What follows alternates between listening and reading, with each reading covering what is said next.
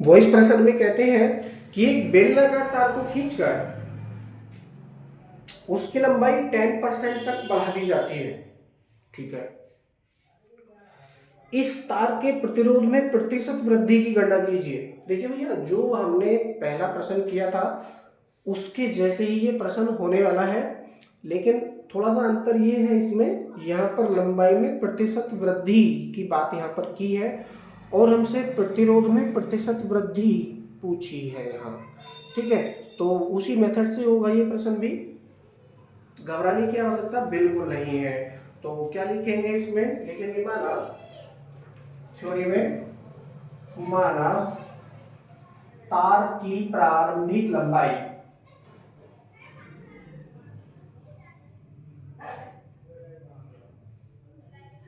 तार की प्रारंभिक लंबाई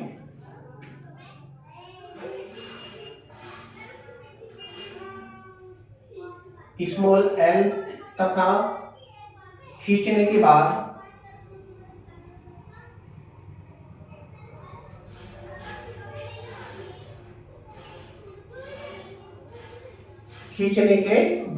एल डैश हो जाती है।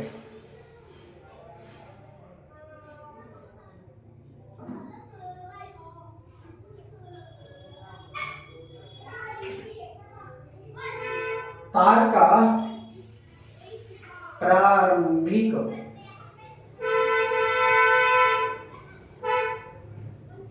अनुप्रस्थ परिच्छेद क्षेत्रफल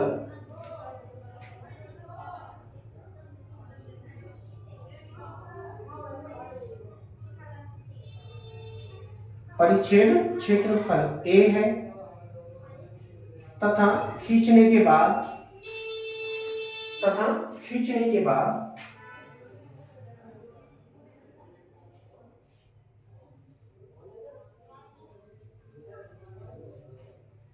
यह ए डैश हो जाता है। क्या हो जाता है जी, क्षेत्रफल परिवर्तित होने के बाद कितना हो जाता है, ए डैश हो जाता है।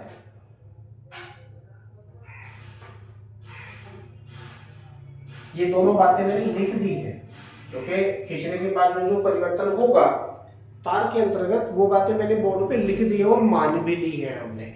माना तार की प्रारंभिक लंबाई एल तथा खींचने के बाद एल डैश हो जाती है। इसमें एक शब्द है वो लिखो, एल है, तथा खींचने के बाद उसकी लंबाई एल डैश हो जाती है। तार का प्रारंभिक अनुप्रस्थ परिच्छेद क्षेत्रफल ए है तथा ये भी खींचने के बाद यह ए डैश हो जाता है। ठीक है, ये दोनों बातें मैंने लिख दी है।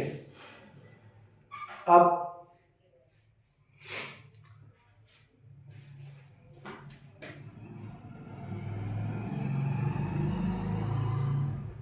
खींचने के बाद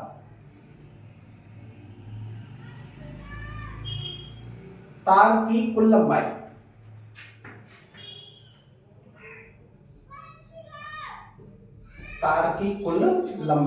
ज्ञात करेंगे। खींचने के बाद तार की कुल लंबाई कितनी हो जाएगी, जरा उसको भी हम देख लेते हैं। तो खींचने के बाद तार की लंबाई को आपने क्या माना है, एल डैश माना है, तो इसको लिखेंगे एल डैश इक्वल टू अब देखिए प्रारंभिक लंबाई थी एल,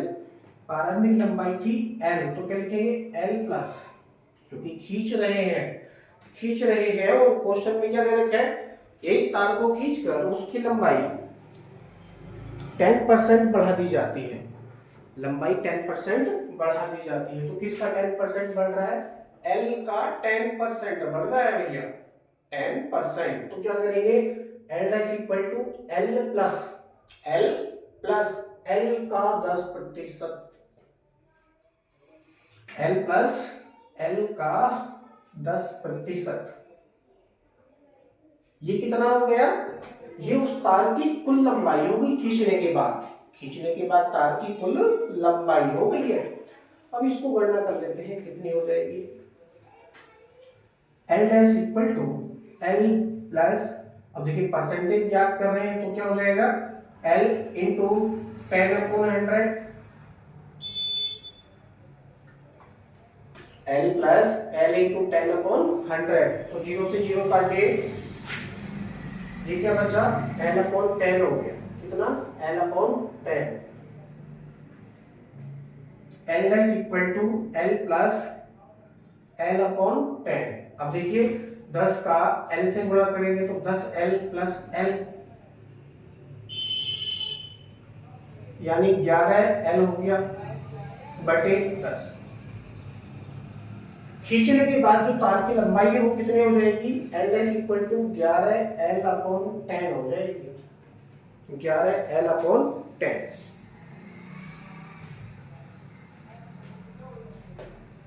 अब क्या करेंगे आप इसको, अब देखिए L यहाँ पर मल्टीप्लाई में है, पक्षांतर करेंगे यदि आप इसको, तो ये कहां पहुंचेगा, यहां डिवाइड में पहुंच जाएगा, लिखेंगे अतः, या करके आप इसको लिखिए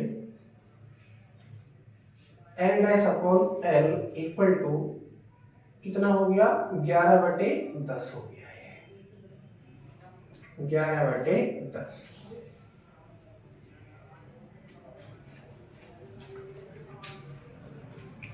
इसको आप समीकरण नंबर 1 बना सकते हैं।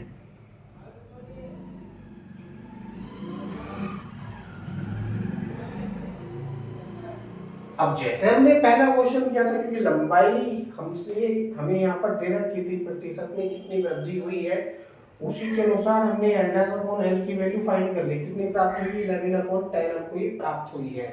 अब खींचने के बाद तार का क्या नहीं बदलेगा, आयतन नहीं बदलेगा, तो ये लाइन भी हम लिखेंगे, यहाँ पर लिखेंगे चुंबकीय का चिन्ह लगा करके, खींचने के बाद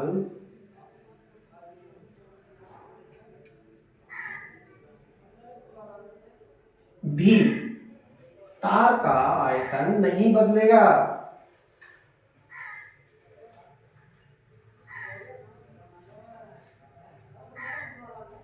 नहीं बदलेगा।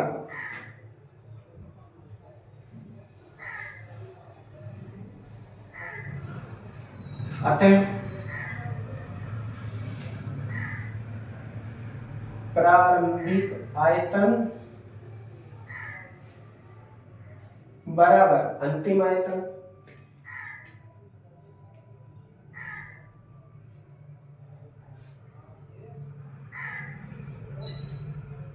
प्रारंभिक आयतन बराबर अंतिम आयतन। अब आयतन तो है नहीं हमारे पास, वो उसका सूत्र है, क्षेत्रफल को अगर लंबाई से गुणा कर देंगे तो क्या बन जाएगा, आयतन बन जाएगा। तो प्रारंभिक आयतन क्या है, AL, क्षेत्रफल गुणा लंबाई, क्या बन गया, आयतन बन गया, बराबर A dash L dash, A dash L dash, है ना, यही तो हो जाएगा। आपको प्राप्त है L डैश अपॉन L की वैल्यू, तो इसको भी हम L डैश अपॉन L में परिवर्तन करेंगे, तो क्या हो जाएगा, ये A अपॉन A डैश, या करके आप लिखिए A upon A dash equal to L dash upon L, L dash upon L, यही तो प्राप्त होगा, L डैश अपॉन L बराबर। अब देखिए समीकरण 1 में L डैश अपॉन L की वैल्यू दे रखी है 11/10, ये हमने ज्ञात भी करी है, डायरेक्टली मैं ये वैल्यू वहां रख देता हूं, तो क्या प्राप्त होगा, 11/10, 11/10। इसको मैं समीकरण नंबर क्या मान लेता हूं, समीकरण नंबर 2 मान लेता हूं, ठीक है, क्योंकि समीकरण 1 से समीकरण 2 उत्पन्न हुई है, A अपॉन A डैश बराबर L डैश अपॉन L बराबर 11/10, ठीक है। आई होप यहाँ तक आप समझ पाए होंगे। अब हम लिखेंगे, माना तार के पदार्थ का विशिष्ट प्रतिरोध रो है, माना तार के पदार्थ का विशिष्ट प्रतिरोध रो है। सेम कैलकुलेशन है जैसे कि हम पहला वाला प्रश्न कर चुके हैं ना, उसी के अनुसार इसको हम करेंगे, बस अंतर ये है कि इसमें तार की लंबाई को प्रतिशत में दे रखा था, जिससे कि बच्चे कंफ्यूज हो जाते हैं कि हम इसको कैसे करेंगे, और इसमें पूछा है कि उसके प्रतिरोध में कितना प्रतिशत परिवर्तन होगा, तो प्रतिरोध में प्रतिशत परिवर्तन पूछा है, तो नो प्रॉब्लम। अब हम ज्ञात करेंगे तार का प्रारंभिक प्रतिरोध, परंतु उससे पहले एक लाइन लिखेंगे, माना तार के पदार्थ का विशिष्ट प्रतिरोध रो है।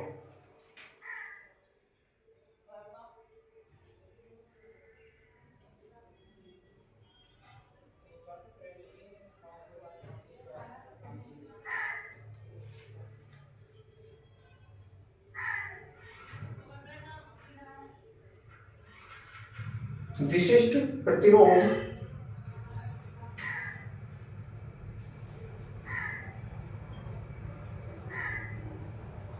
रो है, तब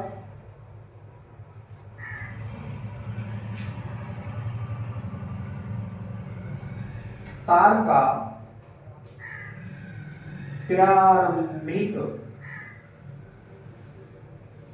का प्रारंभिक प्रतिरोध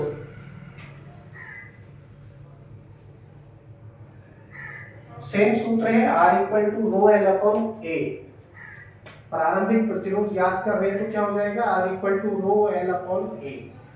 इसको समीकरण नंबर क्या बना लेंगे, 3 बना लेंगे। अब देखिए प्रारंभिक प्रतिरोध है तो यहाँ पर मैंने सारी वैल्यूज प्रारंभिक वाली ही ली है। अब एक चीज यहाँ पर रो है क्योंकि तार के पदार्थ का विशिष्ट प्रतिरोध है, खींचने के बाद भी परिवर्तित नहीं होगा। क्यों नहीं होगा, भाई मान लो लोहे का तार आप खींच रहे, खींचने के बाद भी तो लोहे का ही रहेगा, धातु तो परिवर्तित नहीं हुई। ऐसा तो नहीं है कि आपने लोहे के तार को खींचा चांदी बन गया, या फिर सोने का तार बन गया, तांबा बन गया, कांसा, जस्ता या जर्मेनियम कुछ और धातु का तार बन गया। तो खींचने के बाद तार की धातु परिवर्तित नहीं होती है, इसीलिए उसका विशिष्ट प्रतिरोध बदलेगा नहीं। ठीक है, तो रो के स्थान पर रो ही रहेगा, परंतु लंबाई परिवर्तित हो जाएगी, उसका क्षेत्रफल परिवर्तित हो जाएगा। यहाँ पर मैं प्रारंभिक क्षेत्रफल ज्ञात कर रहा हूँ तो मैंने सारी वैल्यू प्रारंभिक वाली ही लिखी है। ठीक है, तो समीकरण नंबर 3 मैंने इसको बना लिया तथा नया प्रतिरोध।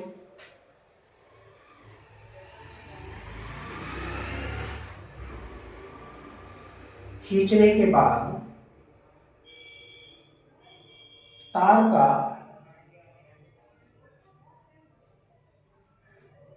नया प्रतिरोध।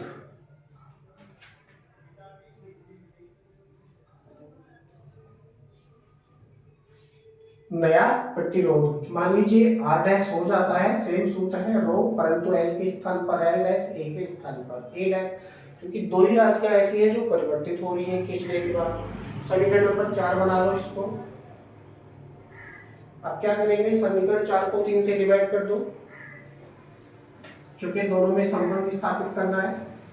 समीकरण 4 को यदि समीकरण 3 से डिवाइड करेंगे तो क्या प्राप्त होगा, R डैश बटे R equal to rho L dash upon A dash into A upon rho L।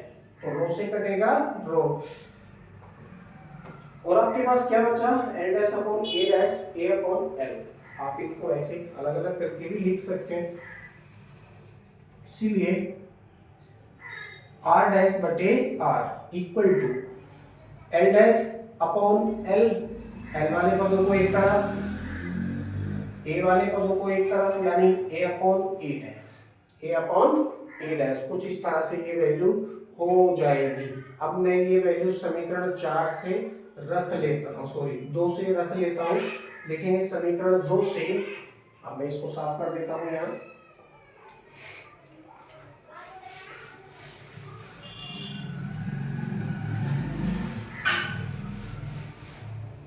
ये दोनों में संबंध आ गया है, यहाँ तक तो आप समझ पाए हैं बहुत अच्छे से, वेरी गुड। अब आप आगे देखिए आगे क्या होने वाला है सवाल में।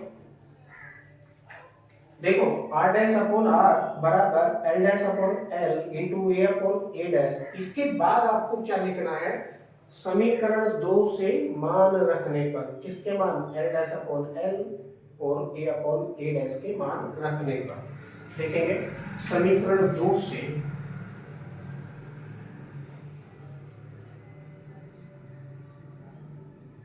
मान रखने पर।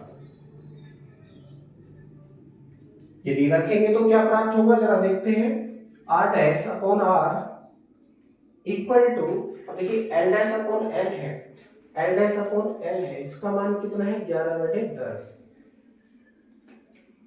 तो रखेंगे 11/10 गुणा, ऐसे ही यहाँ पर क्या बचा हो, A upon A dash, A upon A dash, इसकी वैल्यू कितनी है, इसकी वैल्यू भी 11/10 ही प्राप्त हुई है।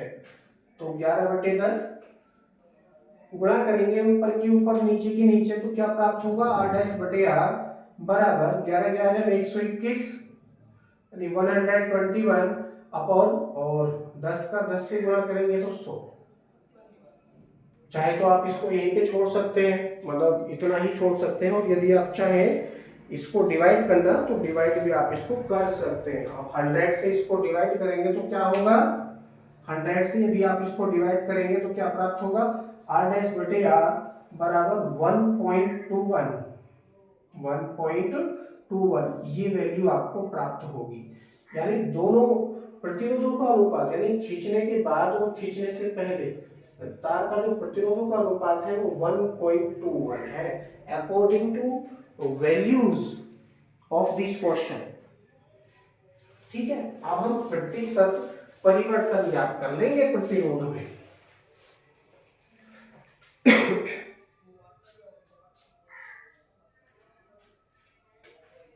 लिखेंगे सिले का चिन्ह लगाकर,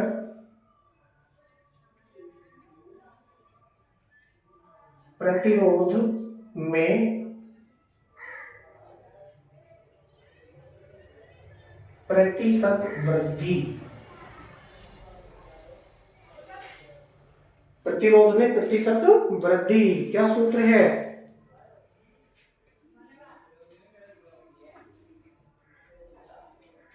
चलो यहीं को लिख लो इसको, r डैश माइनस r बटे r गुणा 100, r डैश माइनस r बटे r गुणा 100। r डैश क्या है यहाँ पर, खींचने के बाद तार का अंतिम प्रतिरोध, और r क्या है, खींचने से पहले तार का प्रतिरोध, गुणा 100 आप समझते हैं न्यूमेरिकल वैल्यू है। अब ये जो r है ये दोनों के बटे में है, इसी सूत्र से हम आगे इसको हल करने का प्रयास करेंगे। ये जो r है दोनों के बटे में है, हम इसको इस तरह से करके भी लिख सकते हैं,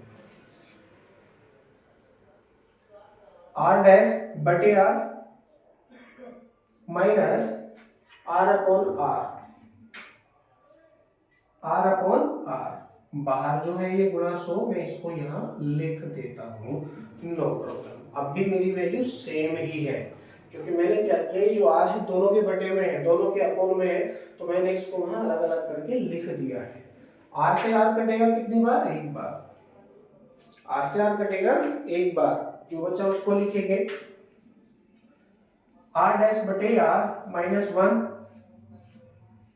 इंटू 100, ये तो चल ही रहा है बाहर, क्योंकि प्रतिशत परिवर्तन याद करना है, प्रतिशत वृद्धि याद करनी है, तो 100 से तो भैया मल्टीप्लाई करना पड़ेगा।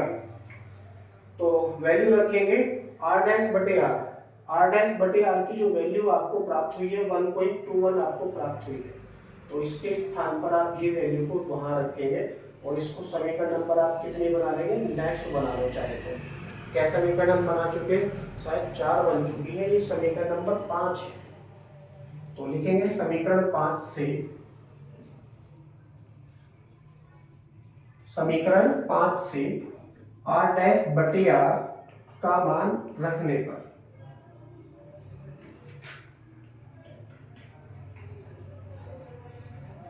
यदि ये मान रखेंगे यहाँ तो क्या प्राप्त होगा, जरा देखते हैं। r डैश बटे r किस स्थान पर रखेंगे, 1.21, क्योंकि ये हमने फाइंड कर लिया, 1.21 माइनस 1 बाहर है, गुणा में 100। अब देखिए 1.21 में से यदि आप 1 को माइनस कर लेंगे तो क्या बचेगा, 0.21 ये बचेगा, यानी 0.21 इंटू 100। अब पॉइंट हटाओ तो ये 2 0 कट जाएंगे और बचेगा आपके पास केवल 21, और ये किस में आ गया, प्रतिशत में आ गया। यही आपका आंसर है। तो प्रतिरोध में प्रतिशत वृद्धि कितनी होगी, 21% की वृद्धि होगी। यदि किसी तार को खींचकर उसकी लंबाई 10% बढ़ा दी जाएगी तो उसके प्रतिरोध में 21% की वृद्धि हो जाएगी। इसका सीधा सा ये मतलब हो जाता है ना, 21%। ओके, आई होप ये प्रश्न आपको समझ में आया होगा। इसी प्रकार के बहुत सारे प्रश्न आप स्वयं हल करने का प्रयास कीजिए। अब मैं एक आपको होमवर्क देता हूँ इसी क्वेश्चन में, सेम इसी के जैसा है और आप कर लेंगे।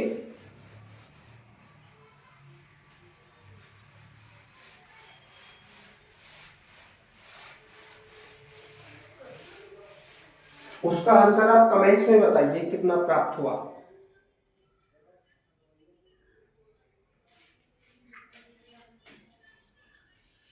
ये होमवर्क है आपका, कौन सा है, एक बेलनाकार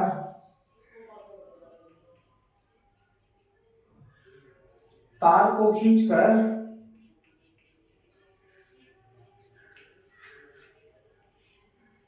उसकी लंबाई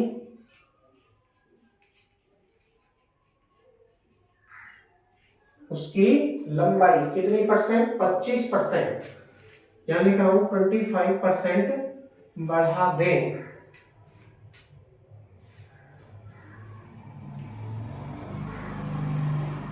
तो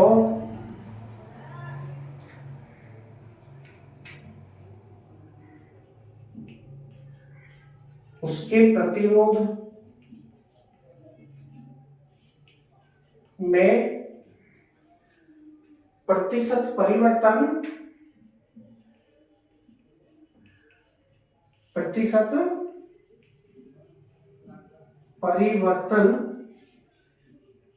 ज्ञात करो।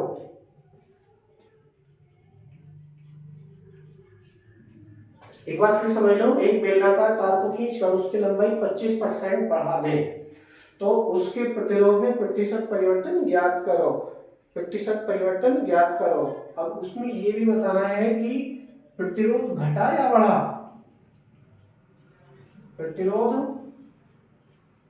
घटेगा या बढ़ेगा, ये भी आपको बताना है। अब ये वाले क्वेश्चन में मैं बता देता हूँ जो ये कर रहा है, जिसका आंसर 21% प्राप्त हुआ है। ठीक है, तो क्योंकि लंबाई 10% बढ़ा दी जाती है according to diagram, sorry R equal to rho L upon A के अकॉर्डिंग। जब किसी तार की लंबाई बढ़ाई जाएगी और उसका क्षेत्रफल कम किया जाएगा, भाई यहां से यही तो बातें सिद्ध हो रही है, आर प्रोपोर्शनल क्या सिद्ध हुआ, एल अपॉन ए, इस सूत्र से यही तो प्राप्त होगा। यानी लंबाई में अगर वृद्धि होगी तो उसका प्रतिरोध बढ़ेगा, क्षेत्रफल में यदि कमी होगी तो भी उसका प्रतिरोध बढ़ेगा। तो 10% बढ़ाई जाती है इस प्रश्न में उसकी लंबाई, जिसके कारण उसका प्रतिरोध बढ़कर कितना हो जाएगा, 21% प्रतिरोध उसका बढ़ जाएगा। कितना, 21% उसका प्रतिरोध बढ़ जाएगा। ठीक है, आगे आप खुद समझदार है, आप स्वयं इसको हल करने का प्रयास कीजिए और इसका जो आंसर है वो कमेंट्स में आप मुझे बताइए। ठीक है, थैंक यू। बाकी क्वेश्चन आपके अगले वीडियो में